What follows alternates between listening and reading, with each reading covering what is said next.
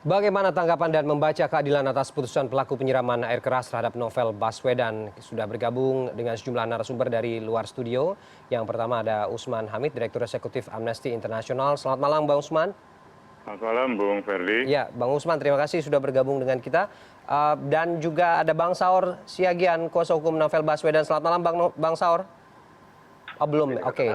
Bang Saur belum tersambung. Malam ini kita juga mengundang M. Nasir Jamil, anggota Komisi 3 Bidang Hukum DPR RI. Belum bergabung? Belum ya, oke. Kalau gitu sembari menunggu Bang Saur dan juga Bang Nasir untuk bergabung, saya ke Bang Usman dulu. Bang Usman, kalau dari sidang awal, katakanlah di sidang tuntutan, kemudian narasi soal mencederai rasa keadilan ini begitu sering disampaikan ya dalam kasus Novel ini. Sampai kemudian soal sidang vonis kemarin. Bagaimana sebenarnya membaca ini Bang? Apa yang terjadi? Yang terjadi adalah satu proses sandiwara untuk menghadirkan proses hukum yang seolah-olah sudah selesai.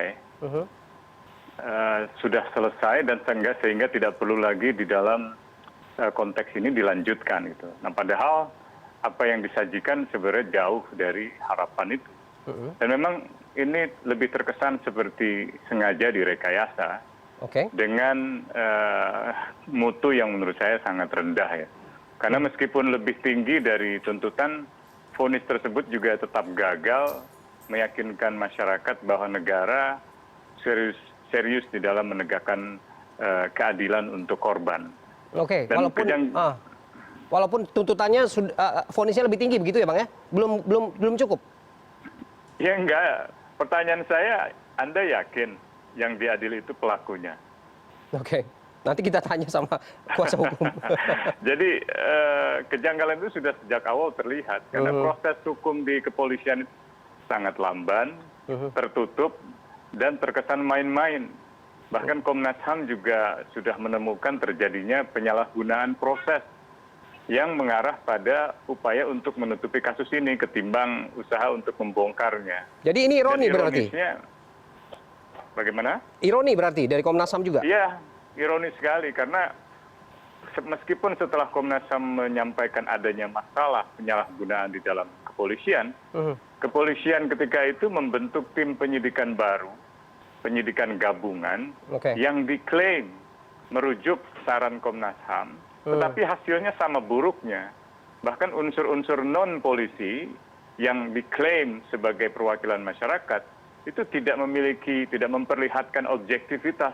Dan itu memang bisa dimengerti karena mereka memiliki kedekatan personal dengan pimpinan kepolisian. Rata-rata merupakan staf atau penasehat kepolisian gitu. Jadi ada konflik kepentingan di sana gitu. Dan ketimbang mendengarkan suara korban seperti Novel yang sudah sejak awal mengatakan misalnya ada indikasi bahwa serangan itu didalangi oleh perwira tinggi polisi, mereka justru sinis pada korban. Untuk pertama kalinya saya baru melihat ada tim pencari fakta di dalam masa reformasi yang sinis pada korban, dan itu memperlihatkan keberpihakan mereka tidak ada pada korban dan lebih mempermaklumkan apa-apa yang menjadi masalah di dalam proses hukum itu, sehingga laporan mereka mutunya itu di bawah standar pencarian fakta. Oke, ini berlaku untuk kasus-kasus high profile seperti ini aja atau bagaimana Bang Usman?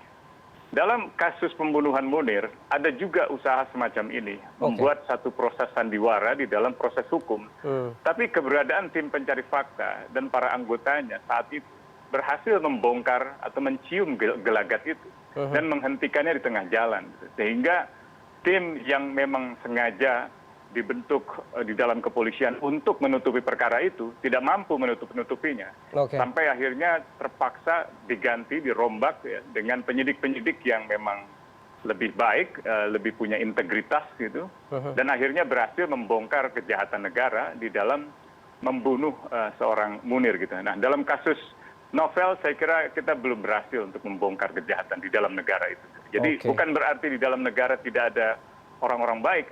Ada orang-orang baiknya, banyak penyidik-penyidik yang baik, ya, tetapi saya kira kasus ini masih dikendalikan oleh orang-orang yang justru ingin menutupi perkara ini. Oke, Bang Usman, kita sampai di situ dulu. Kita akan menyapa Bang Saur. Selamat malam, Bang Saur. Selamat malam, Bung Ferdi. Ya. Selamat malam, Bung Usman. Ya, ada Bang Nasir juga. Selamat malam, Bang Nasir. Selamat malam, Bung Nasir. Selamat malam, Bang Ferdi. Ya, Bang Saur. Terima kasih, Bang. ada Bang Usman juga, Bang Nasir dengan kita sudah duluan bergabung. Ya, Mas Iya. Usman. Oke. Apa kabar? Oke, Baik, Pak. saya ke Bang Saur. Bang Saur, tadi sudah didahului oleh Bang Usman bahwa kemudian sesuai dengan apa yang klien Anda sampaikan bahwa persidangan atau kasus ini penuh dengan narasi sandiwara. Bagaimana menjelaskan ini secara sederhana, Bang? Ya, sebenarnya ya sederhananya karena terbuka kan fakta-faktanya, Ferdi. Kalau kita, ya tentu kan bukan kemudian kita mengintervensi putusan pengadilan dari satu sisi itu sudah jalan, tetapi kan kewajiban hukum kami juga sebagai pengacara Novel Baswedan memberikan kritisi karena kami tidak punya kemewahan atau Pak Novel tidak punya kemewahan untuk membela dirinya karena jaksa penuntut umum yang mestinya membela saudara korban, tapi malah cenderung menjadi pengacaranya daripada si terdakwa. Nah, kan Novel berkali-kali atau kami sudah mengatakan saksi-saksi kunci nggak pernah dihadirkan. Ya. Bahkan itu yang kita bilang, penyidik kepolisian yang dia bahkan pergi ke Singapura untuk melakukan penyidikan soal kasus beliau ini, bahkan di pengadilan dia sendiri menjadi pengacara daripada terdakwa. Itu yang kita bilang. Oke, jadi penyidik polisi ini membela terdakwa, ini fokus Anda ya, berarti ya? Bagaimana bisa itu begitu? yang terbuka. Maksud saya begini, jaksa penuntut umum, hakim tidak pernah keberatan soal pelanggaran yang sangat serius ini gitu loh, Bung Ferdi. Oke. Bagaimana sekarang kemudian Novel merespon dengan hasil kemarin, walaupun kemudian secara hukum tidak ada implikasi yang cukup mendesak begitu, apa yang klien Anda sampaikan? Dari awal bukan berarti Pak Novel itu kan dia adalah pribadi yang sangat optimis dalam hidup, saya kira sudah memprediksi bahwa putusan ini yang akan seperti ini. Jadi dia sendiri sebenarnya sudah tidak terlalu memikirkan sesungguhnya putusan ini. Cuman problemnya kan bagi dia adalah dia mengatakan kalau si terdakwa ini dihukum minimal maksimal, dia bilang nggak akan mengembalikan mata saya jadi berfungsi atau jadi bisa melihat.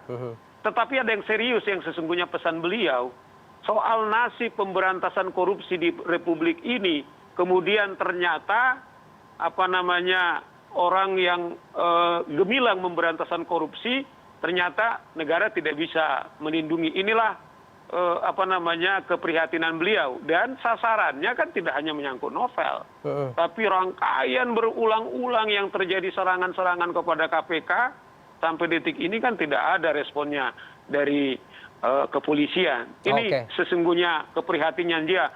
Bagaimana nasib pemberantasan korupsi di Republik ke depan? Itu saya kira menjadi Oke, Bang Saur, saya langsung ke Bang Nasir, Bang. Gimana, Bang? Menjawab keprihatinan, ada narasi ironi begitu yang tadi disampaikan oleh Bang Usman. Sebagai fungsi pengawasan, bagaimana melihat ini, Bang? Apa yang akan dilakukan begitu? Ya, sebenarnya ini adalah anti klimaks ya dari sebuah proses penegakan hukum. Oke. Padahal kalau kita ikuti alurnya itu kan penuh dengan berbagai macam cerita. Bahkan ada pembentukan tim yang melibatkan juga dari Komnas HAM dan dari pihak lainnya. Nah, kemudian ujungnya ini yang saya sebut dengan anti klimaks. Dan tentu saja sebagai pengacara Bang Saur dan Mas Usman Hamid yang melihat ini tentu merasa bahwa seperti sebuah sandiwara, sebuah sandiwara penegakan hukum di Republik ini. Tapi tentu kita menghormati proses hukum itu, dan memang sejak awal kalau saya mendengar Mas Novel Baswedan beliau sendiri skeptis ya, ragu dengan proses peradilan ini, proses hukum ini. Nah karena itu tentu kita tidak boleh berputus asa ya. Saya menyarankan untuk tidak berputus asa karena Tuhan itu tidak tidur. Ya, nah karenanya meskipun ya tadi Bang Saur menyampaikan kekecewaannya dan juga Mas Usman melihat bahwa ada pelaku kejahatan di dalam negara, meskipun memang masih banyak yang baik, maka perlu dipertimbangkan untuk kemudian melakukan upaya hukum ya selanjutnya. Dan menarik memang apa yang disampaikan oleh Novel Baswedan tadi bahwa apapun putusannya itu tidak akan mengembalikan matanya normal kembali. Nah, kita mencoba berempati ya dengan apa yang dialami oleh Mas Novel Baswedan. Nah, karena itu kami di DPR punya fungsi pengawasan, ya, tapi pengawasan kami kan tidak bisa masuk dalam ranah penegakan hukum seperti itu. Artinya kita mencermati, ya, mencermati tahap demi tahap. Nah, karena itu sebenarnya juga kita harapkan kepada lembaga seperti Komisi Yudisial ya, yang bisa memantau, melihat bagaimana proses peradilan itu. Tadi Bang Saur katakan sejumlah saksi kunci tidak dihadirkan. Nah itu kan menjadi pertanyaan, kenapa tidak dihadirkan, apa alasan dan lain sebagainya.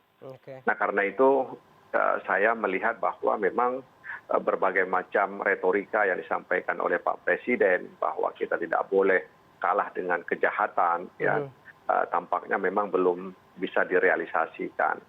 Tapi di sisi lain saya juga melihat bahwa ke depan perlu sangat harus diperhatikan adalah perlindungan terhadap aparat penegak hukum, terutama mereka yang bekerja untuk memberantas korupsi. Oke.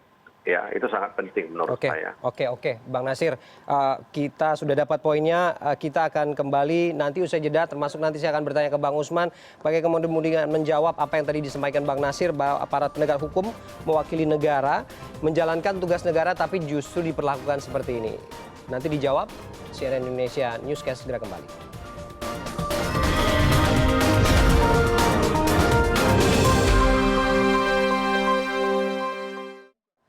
Kita kembali di diskusi kita malam ini masih dengan Bang Usman dan Bang Saur dan Bang Nasir di luar studio. Saya ke Bang Usman lagi. Bang Usman, tadi sebelum break saya sempat bertanya bahwa kemudian melanjutkan apa yang disampaikan Bang Nasir, aparat penegak hukum begitu ya Bang ya, mewakili negara, menjalankan tugas negara, lalu diperlakukan seperti ini. Ini kontradiktif sekali dengan narasi bahwa hukum adalah menjadi panglima di negeri ini.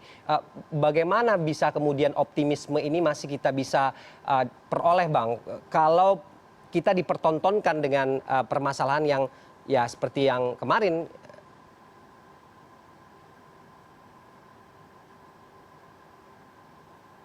Halo? Ya, Bang Usman, silakan. Ya, hampir sulit untuk melihat sisi optimis dari perkara ini ya. Karena fungsi-fungsi kontrol dari kelembagaan negara sendiri nggak ada. Bahkan di DPR sendiri saya kira Komisi 3 juga tidak berfungsi di dalam mengontrol jalannya kasus novel ini. Beda dengan ketika kasus Munir di masa lalu, Komisi 3 misalnya dengan Komisi 1 membentuk tim pencari fakta gabungan dan ikut melakukan proses pemanggilan. Nah, kenapa itu berbeda? Karena di dalam kasus Munir relatif tidak ada pertentangan antara apa yang dilakukan oleh Munir dengan DPR ketika itu. Dan dalam kasus novel, DPR menempatkan diri juga sama dengan polisi, berhadapan-hadapan dengan KPK. Sehingga terlihat sekali tidak terlalu banyak minat DPR untuk memastikan serangan terhadap KPK itu dipersoalkan, dibongkar. Dan itu tampak dalam tahun-tahun terakhir itu. Dan itu sebabnya pula DPR bersama pemerintah dan nyaris tanpa oposisi, tanpa kontrol, bahkan dari partai yang klaim oposisi juga seperti burung beo aja menurut saya, ikut dengan menyetujui seluruh undang-undang yang diprotes oleh gerakan mahasiswa, yang diprotes oleh banyak kalangan akademisi atau kalangan aktivis yang mendalami masalah-masalah itu. Dari mulai undang-undang KPK sampai dengan undang-undang mineral dan batu bara, dan yang terakhir undang-undang cipta lapangan kerja. Kalau meminjam istilah-istilah para sarjana yang belakangan ini banyak menyoroti situasi Indonesia, situasi kita sekarang ini dikuasai oleh oligarki partai dan oligarki elektoral. Mereka yang mengontrol jalannya proses pemilu dan kemudian mengendalikan proses pengambilan keputusan negara untuk kepentingan-kepentingan partisan mereka gitu, yang bersifat ekonomi maupun politik. Dalam kerangka itu KPK dianggap sebagai penghambat, sebagai kendala, sehingga yang kita saksikan adalah pelemahan KPK lewat undang-undang KPK dan juga lemahnya perhatian terhadap KPK yang mengalami serangan berkali-kali. Sebutkan aja ada satu kasus atau tidak yang dibongkar, entah itu peletakan bom di depan rumahnya pimpinan KPK atau sekitar 12 kali serangan terhadap para penyidik KPK, yang handphonenya dirampas, yang laptopnya dirampas, yang diintimidasi, yang bahkan sempat diculik, itu semua luput dari perhatian Dewan. Karena saya kira di dalam konteks itu kontrolnya tidak berjalan. Jadi kalau Pak Nasir tadi mengatakan Tuhan tidak tidur, itu betul. Yang tidur ini DPR menurut saya. Ini jadi soal. Jadi kontrolnya itu nggak hidup, nggak dioptimalkan untuk bisa mengontrol jalannya proses hukum dalam kasus novel ini. Oke, saya langsung ke Bang Nasir. Bang Nasir menjawab ini bagaimana? Karena kalau saya tidak salah, kan dulu DPR juga kencang tuh untuk mendesak penyelesaian kasus ini. Ada tidak kemudian nanti nih akan dipanggil lagi di pihak-pihak berkepentingan untuk kemudian didengar komentarnya bagaimana? Begini, tentu saja dinamika politik di DPR itu berbeda ya dengan institusi lain dan di luar DPR. Sehingga saya terima kasih kalau tadi Mas Usman mengkritik ya, terutama kami yang berada di luar pemerintahan. Tapi dalam rapat kerja dengan Kapolri, ya, dengan Jaksa Agung, Komisi 3, beberapa anggota Komisi 3 selalu memberikan penekanan soal kasus Novel Baswedan ini. Ya, tapi memang berbeda ya, seperti yang dikatakan oleh Mas Usman terkait dengan kasus yang menimpa almarhum Munir misalnya. Nah, karena itu saya pikir ya tidak cukup DPR sebenarnya yang bisa mengontrol ini. Kita sudah memberikan kekuasaan ya untuk mengawasi peradilan ya. Nah, itu makanya mereka ya kita gesa ya untuk menilai ini semuanya. Jadi proses hukum ya itu memang harus kita hormati. Ya, nah karena itu tadi saya katakan kalau memang tidak puas, ya, maka upayakan hukum. Bahwa kritik, ya saya pikir memang bukan hanya Mas Novel Baswedan ya, bukan hanya penegak hukum di bidang pemberantasan korupsi yang mengalami hal-hal seperti ini, tapi juga ada penegak hukum, apakah kepolisian, kejaksaan, bahkan juga pejabat di lingkungan Kementerian Hukum dan HAM juga pernah mengalami hal yang sama di Kalimantan Selatan. Oke, Bang Nasir, ada agenda Bang untuk nanti kemudian dipanggil pihak-pihak terkait yang punya kepentingan soal kasus ini, bagaimana nanti? Saya belum tahu pasti ya, karena itu semuanya kewenangan pimpinan, baik pimpinan DPR maupun pimpinan Komisi 3 terkait mereka melihat putusan ini. Nah karena itu kita tidak ikut campur dalam soal putusan itu. Nah tentu saja Komisi 3, tentu masa sidang yang akan datang ya, kita lihat bagaimana kemudian Komisi 3 menyikapi ini. Oke. Kita break dulu sebentar, nanti saya akan kembali ke Bang Saur untuk kemudian menanyakan bagaimana upaya-upaya lain yang akan dilakukan selain klien Anda mengatakan bahwa kritik masih akan tetap disampaikan dengan cara apapun kalau memang itu harus disampaikan baik kepada pemerintah. Kita akan break sejenak. CNN Indonesia News segera kembali.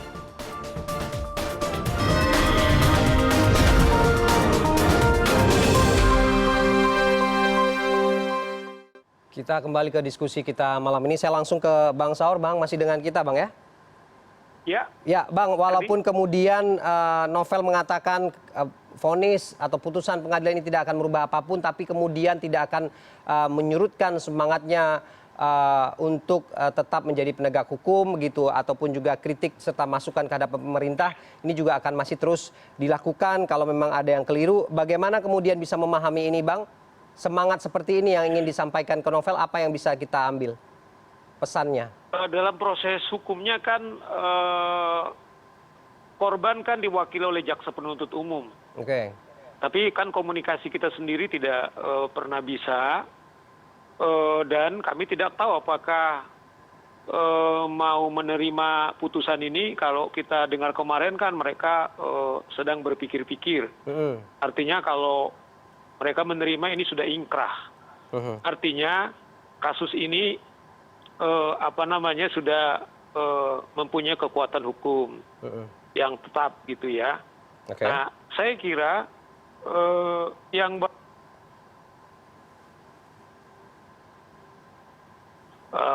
Novel Baswedan, Novel itu kan tahun lalu mendapatkan penghargaan internasional yang diberikan di Malaysia.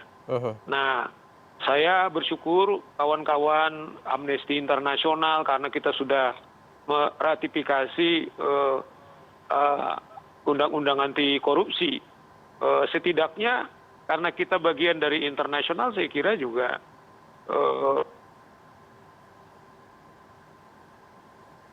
kawan-kawan Amnesty Internasional juga sudah berpikir. Tapi bukan tidak tertutup kemungkinan juga kita akan juga melakukan upaya hukum yang lain. Setidaknya, sekalipun kami sesungguhnya agak pesimis soal bagaimana peradilan kita, apakah bisa kita harapkan seperti putusan yang sekarang. Tapi seperti dibilang tadi rekan Nasir, paling tidak masih ada perlawanan atau hukum, peradilan yang kita sebut peradilan formal, ya, yang sandiwara ini, yang melegitimasi atau menutup aktor yang sesungguhnya. Tangan pertama kepada Novel kan tahun 2012 waktu menetapkan saudara Joko Susilo, waktu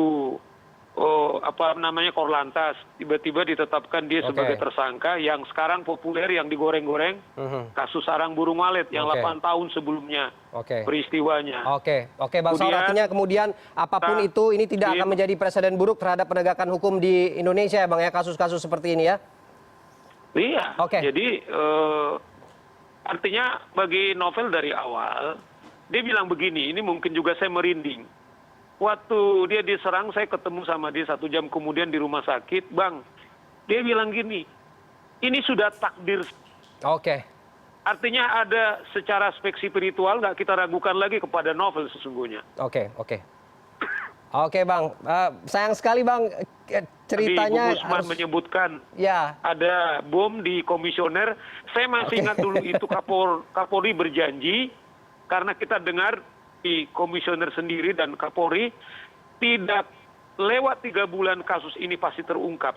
Bahkan disebut tanggalnya. Bang, tetapi Bang sampai Saur, detik ini tidak pernah diungkap. Tetapi tadi Usman mencoba mengkritisi kawan-kawan di DPR yang sangat memanjakan kawan-kawan polisi ini, kemudian merasa mereka sendiri kemudian bisa melakukan apa. Bang, kita kunci di sana. Kita berharap kemudian kasus-kasus seperti ini tidak menjadi presiden buruk terhadap penegakan hukum di Indonesia, dan kita masyarakat berhak mengawal dan juga kritik serta masukan terhadap pemerintah ini juga harus tetap kita sampaikan secara benar. Terima kasih Bang Saur, Bang Usman, dan juga Bang Nasir sudah bergabung dengan kita malam ini. CNN Indonesia Newscast segera kembali usai jeda.